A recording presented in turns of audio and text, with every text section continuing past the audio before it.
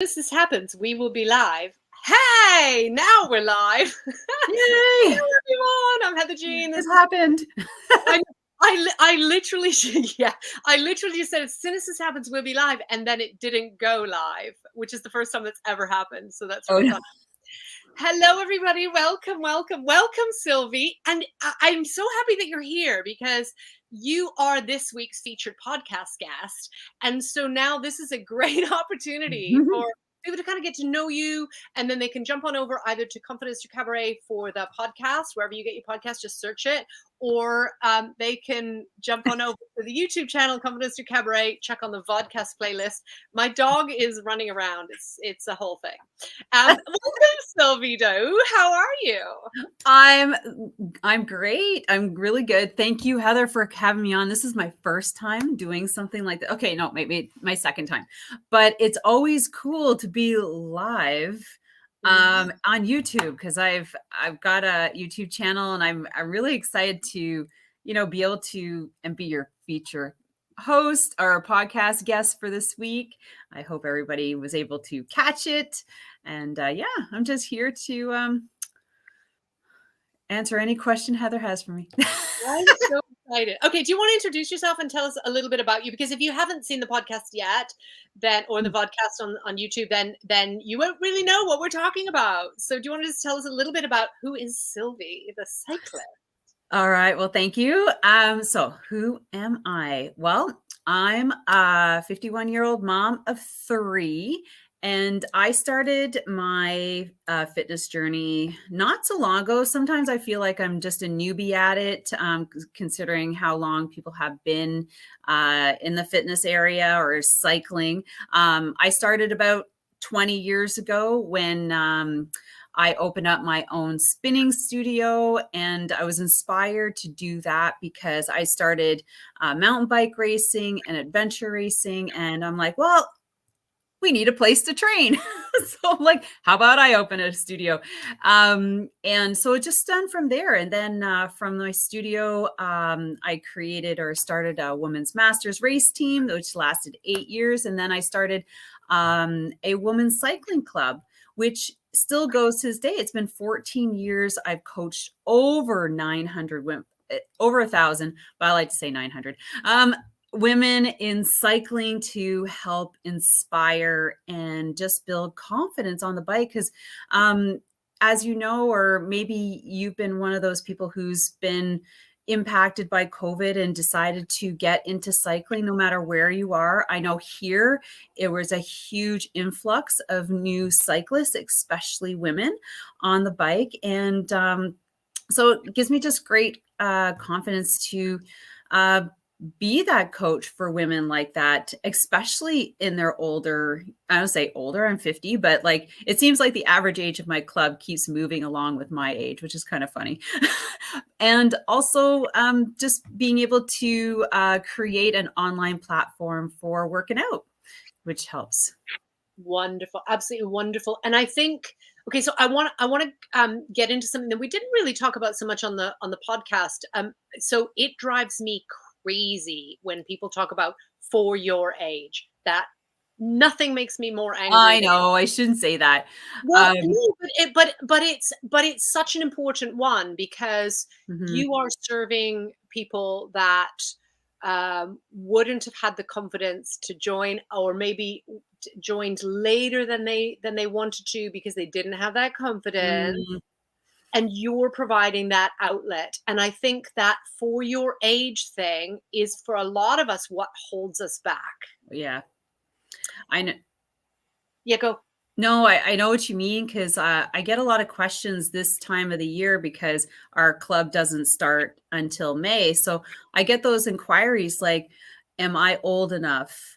Or am I too old? Or this is my experience. Is this club okay for me? I'm like, yes. It doesn't matter, because we have what so 14 years. So just think about it. There's been like a lot of growth in those 14 years to figure out how we can best serve as a club. It's not just me. I have an amazing board executive or board members who help me.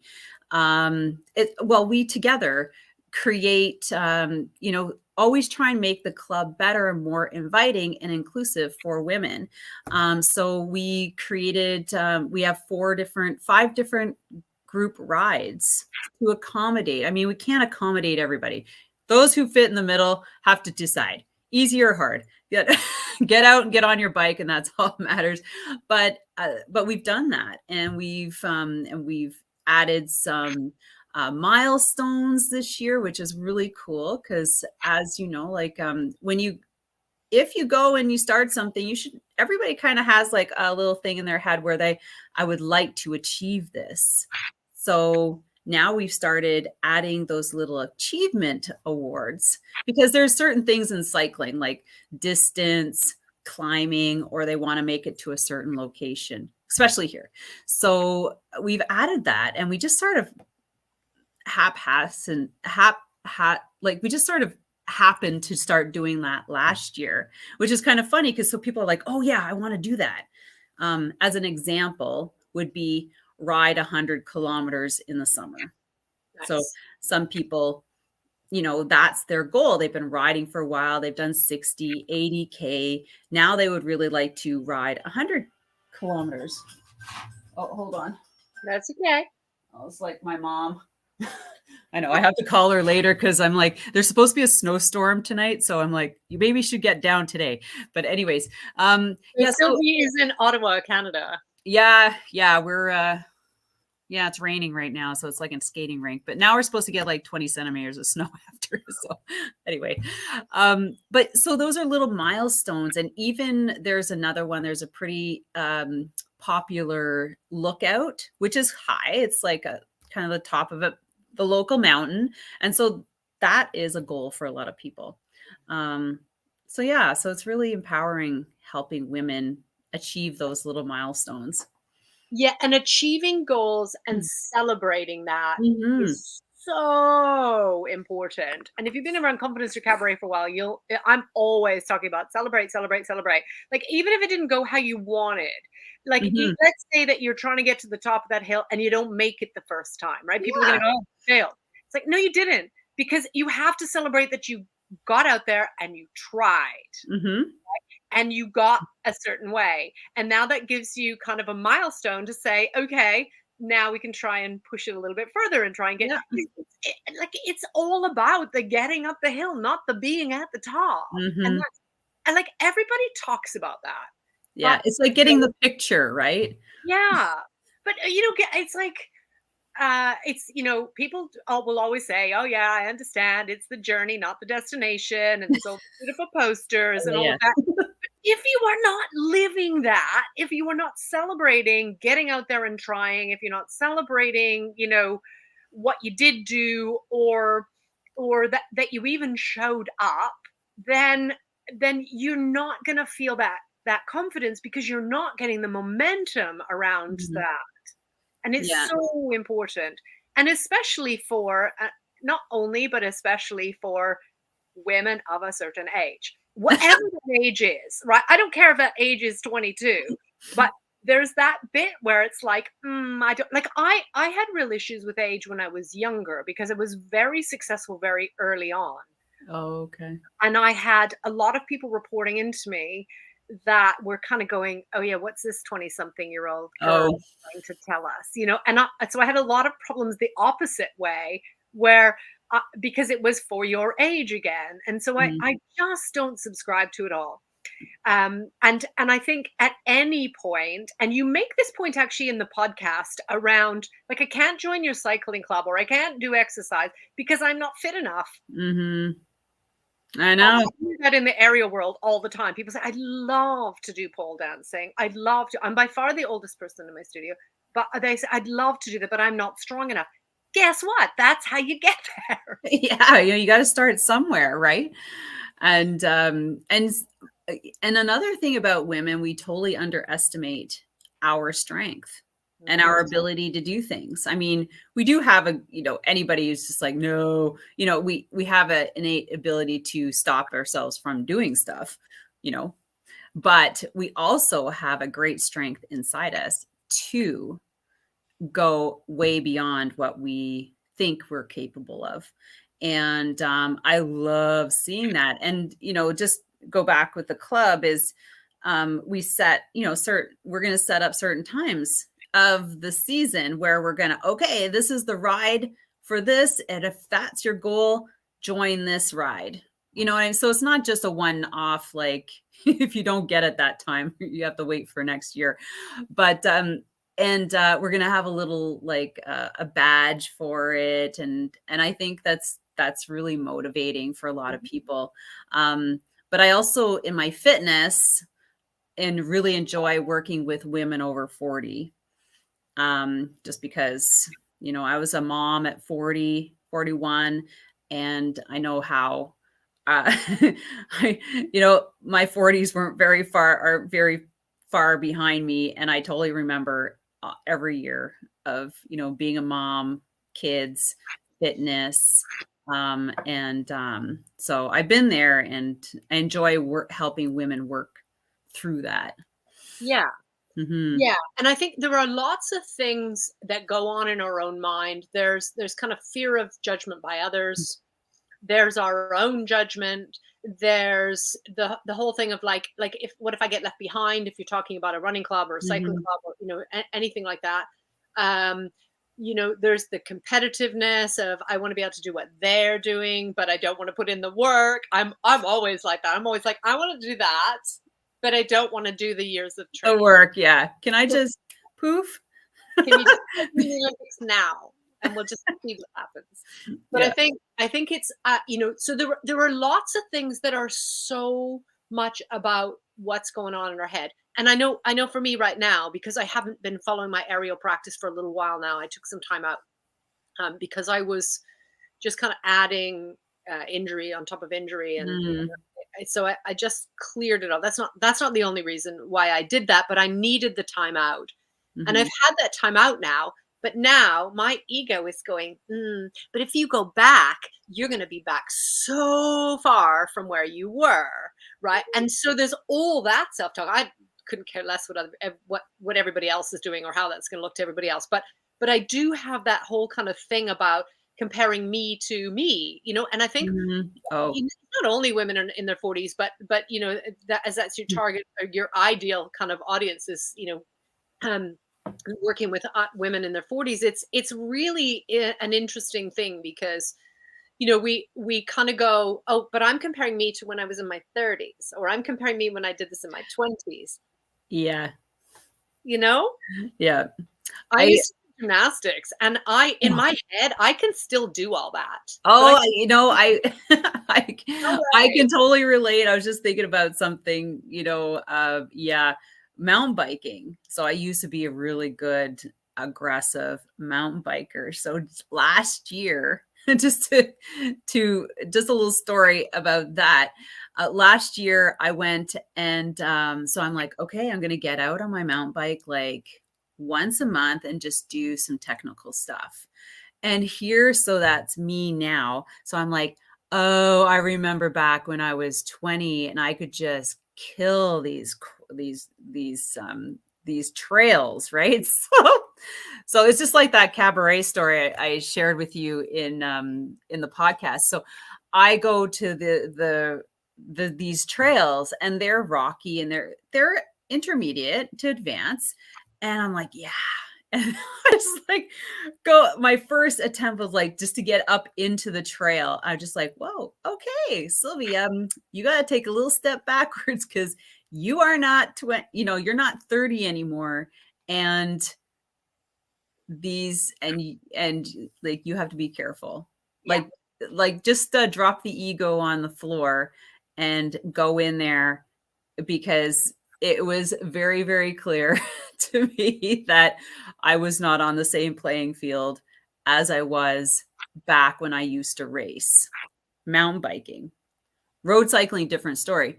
But mountain biking, if anybody has mountain biked, you know exactly what I'm talking about. Like, the skill level has to be maintained. I mean, there's also a fear level, Yeah. of going fast over these rocks and through the courses and the trails. But I think I picked a particularly tough core trail to start. I should have started beginner and built my confidence to going to that trail. That's what I should have done, because then I would have gone out again, and I didn't. And then you think about it, right? You'd be like, okay, that was all right. That went well. Yeah, I was like, okay, I'm glad I survived. Yeah. Yeah, but it's a bit like if you go skiing and you go down a double black diamond and then but you haven't been skiing for years. Like, why would you do that? Start with something small. yeah, yeah, like warm up a bit, you know? Yeah. So, so that was my mistake. And I didn't go back on my mountain bike the whole summer. I had excuse after excuse. So there you have it.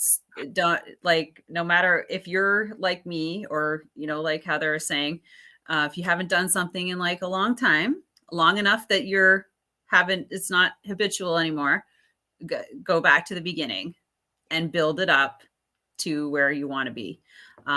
So yeah. Yeah. So funny. And for me with aerial, it will be just getting on the apparatus. Like that's basic. I mean, you know, and that was stuff that I didn't think about before, but it will be starting that journey almost all over again. Yeah. Really from basics and then building the way up. And that's the same thing that happens with I had a client yesterday who said, like, I'm just fed up with everything now and I want to throw in the towel. And I was like, okay, go back to where you're strong, right? And I don't know how many times I say this in Confidence to Cabaret. Start from where you are strong, right? And if that's a beginner's run on the mountain bikes, then do that, right? I mean, I used to do the down, you know, the mountains in Canada when in the summer become downhill mountain biking. Downhill mountain biking. Oh my gosh, really? Yeah. Now that's because I didn't have children. Yeah. And so I didn't have, first of all, I healed faster because I was younger. I didn't have children, so I didn't have any reason to stay alive. You're younger. You know what I mean? Like I could do stupid stuff. Yeah. As soon as I had children, I was like, I don't do stupid stuff anymore. And I don't want to. Right. Yeah. So I still do skiing. I just don't do the crazy stuff anymore. I don't need to. But you know, it's really, if I wanted to, I would. And it's really about getting to know yourself. It's really about, you know, letting yourself grow your confidence and your skill level. And then you'll be able to get to whatever it is that you want to be able to do. But if you don't want to do it, don't do it. Yeah, it's okay. Yeah. Yeah. You know, everybody around here surfs and I'm like, I don't want to. Like, I just don't want to. I could, but I don't want to. You know, that's not where I'm willing to put energy into it. And that's what motivation is, right? Motivation is literally fundamentally just a willingness to put energy into something. If you're not willing to put energy into something, then don't do it. But how many things do we do that we're like, oh, I should, or, you know, I'll do it for somebody else, and we're just not being authentic to listening to our own voice and saying, actually, this isn't something I want to do, or this is something I want to do, and I'm going to build up slowly, and I'm not going to worry about ego. Yeah. Well, you know, like I was saying, a lot of ladies tend to let that stuff stop them. And if you, like you mentioned before, you know, holding people up when they're cycling, right? That has a huge impact on people's confidence for coming back, like literally coming back, because they have all this notions that everybody is like upset with them because they're holding them back and they're slow and they, you know, whatever happened, and or if they got a flat or something, it's just like, oh my God, that's the way group riding works. And somebody is going to be there, and it doesn't matter who it is. We have a no drop policy. You will always make it home, but there's certain things you have to do to manage yourself, like fuel. You know, like you have to eat and drink. So, because that is one thing, you know, we expect everybody to be able to manage. Sure. We can't, you know, there's certain things we can't do for you. But I mean, if you're slower, and that's okay. You know, maybe that group going out and finding out that that group was a little bit more faster for your fitness level, then there's another one you can feel more comfortable in, and you have to be okay with that Yeah. and not feel badly because everybody got out and got a ride. You know, nobody's sitting there going, "Oh my God, like she like slowed us down so much," and you know, like we don't No, do but we that. think And that it's in our head, that yeah, we think that they're thinking that, and it's like, yeah, what is going on here? Like, yeah. somehow our ego is taking over, Yeah, and and it's then they don't come back. And I find it really sad. Like it's unfortunate. I mean, even reaching out saying, you know, like I hope everything's okay. But it's always that that what they put in their heads. It's a story they put. It's a there it story is. they placed on it. And I'm like, stop with the stories. Yeah. Stop it. Exactly, exactly. That is where I'm focusing right now. I just did a webinar Yeah. earlier this week, and actually, if you missed the self-confidence webinar, I'll post a new date because I'm going to rerun it next week because I loved it so much. Yeah. But it is all that about what story are you telling yourself and how Mhm. is your ego holding you back. Now, Mhm. I love your story where now you're getting into some of the fancy stuff and you're getting into some of the, awards and rewards and all those things. But you didn't have all that to start with, right? Because I know we talk about this on your podcast, but you started without like a studio or a room or and I just want to kind of reinforce that. And if you could share that with us in a second, because so many people here in this community or on this channel are either trying to start their business or trying to kickstart it or are in a flow and sometimes hit a rut. And I think very often, certainly with the clients that I coach, it's because they're trying to do everything all at once. And I Mhm. deeply understand that because I want to have everything up and running, you know, all at the same time. I started the website with the master classes on confidencerecabaret.com. I started the podcast. I started the YouTube channel. I started literally we started everything all at once, just like that. And Mhm. my co-pioneers were going, "Why are you doing this?" And I need everything at once. We don't. We Yeah. literally don't. Okay. So you didn't start with having it all figured out and you just knew you wanted to do some spin, right? Yeah, it was funny because at the time, so this is 2001, and my partner at the time, we're driving across Canada to participate in an adventure race in BC, so Golden BC. So we're driving across, so so we're talking, blah blah blah, and I'm like, what if I start a spinning studio? What would we call it? So we started with that, and my friend had a gym. And so I was working out there and I was telling him about my idea and he's like, "Well, Sylvie, if you get the bikes, I'll get you can use that little space over there and we can share it. And here's the room where you can put your bikes." So I was like, "Huh, okay." So I was like, so I had to just get bikes. And then I had a place to put them in, but it all came from a conversation and an idea. So remember, if you have an idea, so um, you just start looking around. How can I start implementing this idea? It just so happened that my friend's like, hey, so that's how I started sharing a stretch room, which was really small. So we had to bring the bikes in, bring the bikes out, bring the bikes in. And I did that for a year. And so we grew our membership. And then in the same basement where we were, a room opened up. So then I was able to have my own room, no more moving bikes, right? And I could add a couple more bikes. So we had our own room for a year or so. And then we looked at a location. So you see there's kind of like progress. And then we found or I found a location with two friends, two partners. So there's going to be three of us in this location. So three, splitting threes. So one was my sister, never go in business with your family. Love my sister. But anyways, one was my girlfriend. So my sister is a personal trainer. My girlfriend was massage therapist. Don't go in business with your friend either. And I signed the lease with my girlfriend. Anyways, so we moved in in September, started the business there. So we migrated everybody there. We had a really nice location, changing room and personal training area and massage in the front and everything. And by December, I was by myself. So I'm just like, and then you have to learn how to pivot overnight if you want to keep going.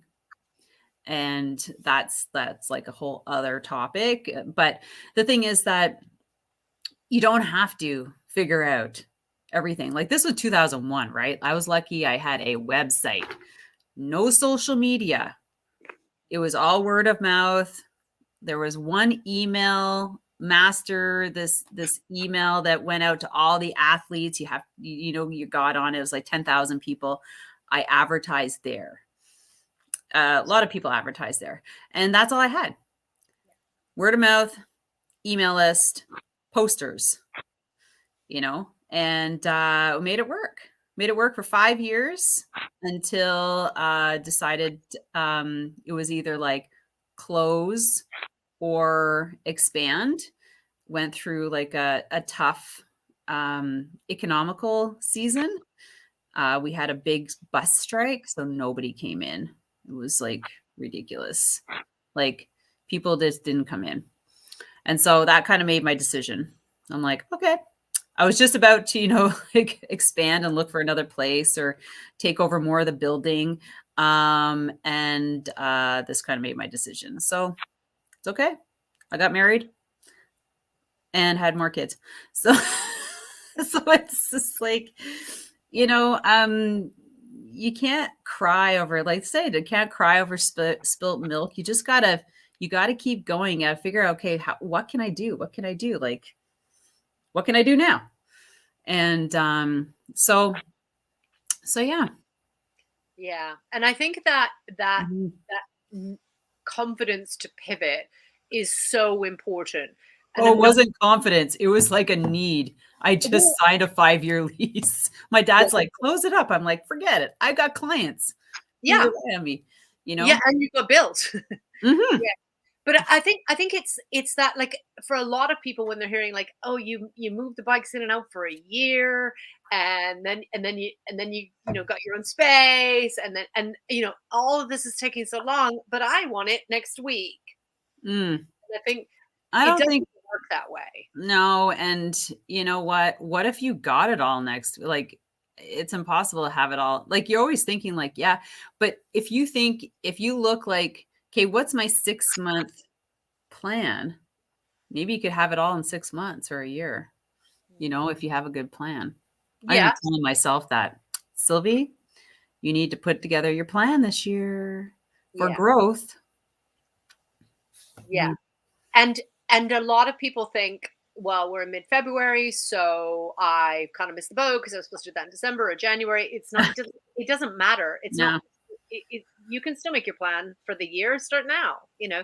But I think the thing is having these reasonable expectations, and as much as possible planning for things that could go wrong. But you can't over plan things, because otherwise you'll get stuck in paralysis of planning, Mhm. or you'll just keep thinking that I've got to follow this plan, and then something goes off, like a bus strike, and now I have no space to pivot. You know, Mhm. and so that's when we can sometimes find that we just want to throw the whole thing away, just forget the whole thing. I mean, the Mhm. number of times I've pivoted it, I can't even count. I don't. I'm Yeah. not even try. But I think it's just having, resilience is a large part of confidence as well, Mhm. because it's part of that energy and that really deep belief of, okay, so it's not how I expected, but it's what I'm passionate about. And so you found your way, right? And then you found your Yeah. cycling group and your podcast and your website and your YouTube channel, and now, and still saying, we're still growing and we're still doing new things. Mm. Yeah. Yeah, it's so true. Like all that happened when I was 30, you know, and I closed up that studio after 8 years. So, and then I moved on to something else. I mean, I started a family. So that was important to me. And in doing so, I still kept certain things from my studio, like my coaching programs and the race team and the club. I mean, those kept me busy too. Um, and and then now I'm 50, I've got other plans. So it's almost like if as you sit there and you go, okay, what has happened in my past? If you really look at your year, like your decades, what were you doing in your 20s? If you're older like me, what was I doing in my 20s? To what was I doing in my 30s? To what was I doing in my 40s? And what's the next decade going to look like? If you think about it that way, you I know, literally just did that. I don't. My notes are across the room. I literally just did that of yeah, like mapping out, like what my journeys looked like, yeah, and kind of, because it opens us up to being able to see the path ahead. Kind of, you see the path yeah, you're on and you've been on, and where that kind of meanders into, and that really helps you. And if you do that with the assumption that some of the answers, they might not be the final answers, but some of the answers will start to come to you as you're doing mhm, that. It's a really beautiful way of planning. I've literally just done that, and I yeah. highly recommend it. My girlfriend does that. She was just telling me, so you don't have to be an entrepreneur to be doing this. So has had a very, she has had a corporate life. She's been working in corporate from the bank to the government.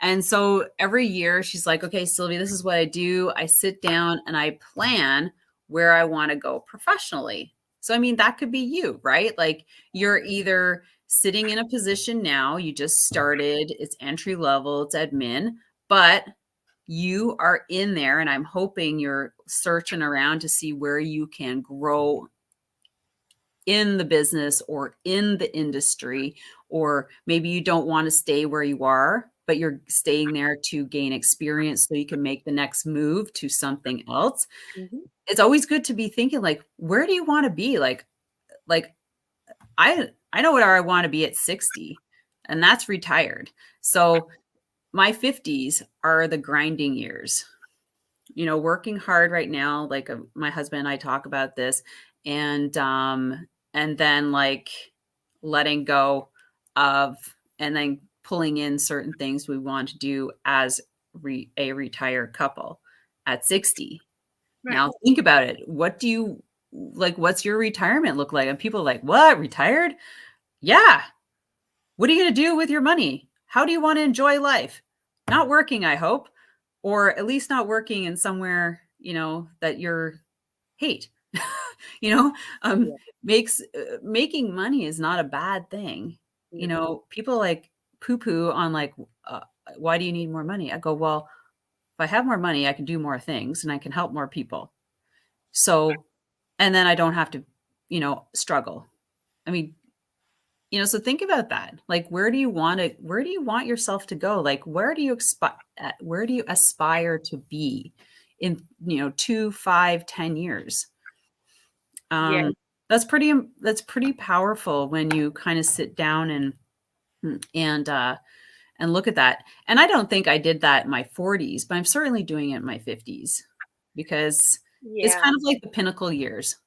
So I have been a career and confidence coach in the corporate world for 26 years this year. Mhm. And so I've always been aware of that pathway and that planning and so on. I think what people underestimate is what are transferable skills. So people will Yeah. say, like, let's say you're in a corporate job. Yeah, Yeah. I'm in this job and I want to get to that job, but I don't have the qualifications, or I don't have this the experience. And if I get the qualifications, I'll still be missing the experience, or I've got the experience but not the formal, certificate. And I think what people often forget is all of those transferable things. So, for example, we always talk about in Confidence Recovery in this community, we always talk about, start from where you're strong, but, there's your personal life, your work life, and your stage life. Where do you have confidence now? Where are you Mhm. at your most confident? And then where do you want to grow confidence, right? There's Mhm. your gap. It's the same thing as saying, I want this job and I'm at this job. But Mhm. it's then saying, okay, so what are my transferable skills? And and you make those shifts, while you're building your experience or your credentials, whatever it is that you need Mhm. for that other job. you Yeah. you you make your growth through transferring your skills and applying them. And what's interesting to me, and this has happened, I wouldn't even like to count how many thousand times in all the years, of people saying, "Oh, actually, I have done something like that." So, for example, if you have had a career break and you've stayed and raised your children at home, Mhm. and then you go into a job and you want to be, let's say, a project manager, it's like you've planned and organized all the time when you were raising your children. You just Mhm. were, and they are transferable skills. Yeah, that's kinda nice to hear.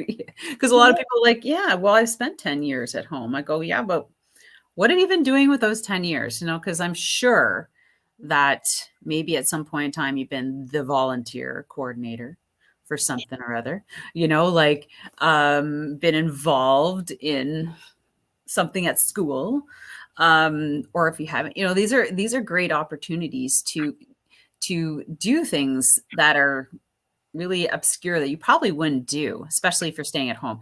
And when I started putting together, like people ask me like, so what have you done? Like what, or, like, tell me about what you've been doing. So, when I started sitting there, I started listing all the things. I'm like, wow, I've done a lot of stuff in the last 20 years. Like, and I think about it, I'm like, how the hell did I pull all that off? But, and in the circumstances of where I was and things like that. And I've always been of the mindset that, even in the hardest days, somebody's always like, my hard days is probably not as bad as it could be, and plus, how long do I want to stay stuck in my junk? Like that's not fun. And you're not moving forward at all. So there's, things like that that just keep me moving forward. And, you know, but it's sitting down and realizing, and, maybe if you are lacking some in areas, there's so much opportunity out there to work with other people. Lots of people need help. If you like a particular industry, find a job, an entry level job in there, learn everything about it, Yeah. and then you know, and then start something on your own. But then you have lots of background. I always loved the question, when I had my studio, people would ask me, they're like, Sylvie, so like, what kind of degree do you have? I go, I don't have a degree. I do this pure passion. You know, I don't have a university degree. I don't have a kinesiology degree. I don't have this. And people would just look at me like, how can you be like, I mean, um, learning by trial, by fire. And it's just like, what? I just do this out of passion for cycling. I went and I got my level 3 performance cycling, national performance certification, which I found was really important to have, and in my studio, we were always certified instructors and always going to workshops, learning, very important to me. So I'm like, no, I don't have a degree. They're like, oh. I'm like, do I need to have a degree to teach spinning? No. Yeah, and if you Well, did, sorry. how much would it enable you other than other people's ego around what Yeah. It's your just like, judgment? no. Yeah. Hey, Zainab, by the way, just saying. If you're seeing me, can I just say this? Because Sylvie is doing a fabulous job of just ignoring it and talking right through this. But I really can't see very well right now. So I'm like, because I have brand new contacts that I just put in, and they're very different, and they're making my head explode. So I can see outlines.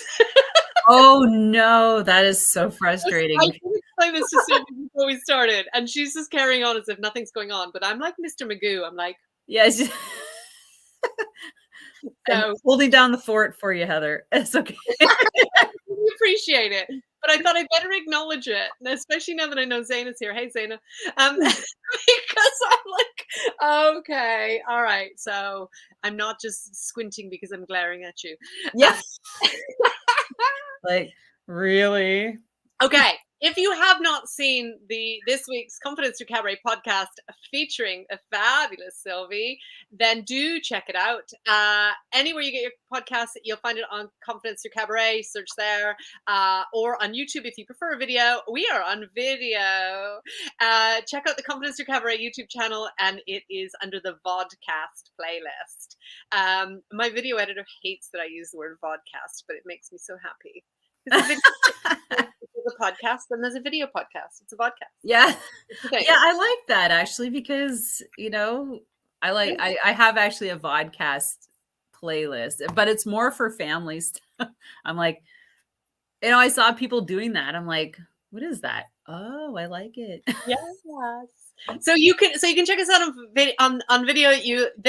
This will be also stored on YouTube in the Coffee in the Community playlist, and then do check out the podcast and let us know what your favorite takeaways are. Sylvie, where else can people reach you? Well, I've got my Instagram right there, so you can find me there. You can look at her. You can find me on, you can search me on YouTube, so you can find my stuff there. A lot of what's on YouTube is fitness and my podcast. And then there's Facebook, LinkedIn. So pretty much TikTok. I'm in TikTok. Like it over there. Us older ladies like it over there. It's the older crowd that dominates, by the way. Is it? I didn't even know that. I'm on there, but I never ever post. Oh, it's fun. It's fun. It's like, yeah. I need a Reels tutorial first, I think. Oh, well, you just have to, if you're good with video, just say hi. Hey. And get started there. All right. That's inspiring. That's my new challenge then. I will do that. Now I feel like you've set down the and find a mentor or two that you can follow who has great content on how to make content. Okay. I find that very helpful. Nice. Because, yeah. I'm trying really hard to not let my dog take over. Hey, Chase. Yeah, he's so cute. But he'll stand in front of the whole camera if I'm not careful. Okay, so I have one last question for you, Sylvie. So everybody can find you. So we know where you can find. You can also find Sylvie in the community. If you can't find Sylvie and you want to get hold of Sylvie, then please reach out and I will put you guys in touch. That's how we met, was through Denise Wester, right? Yeah.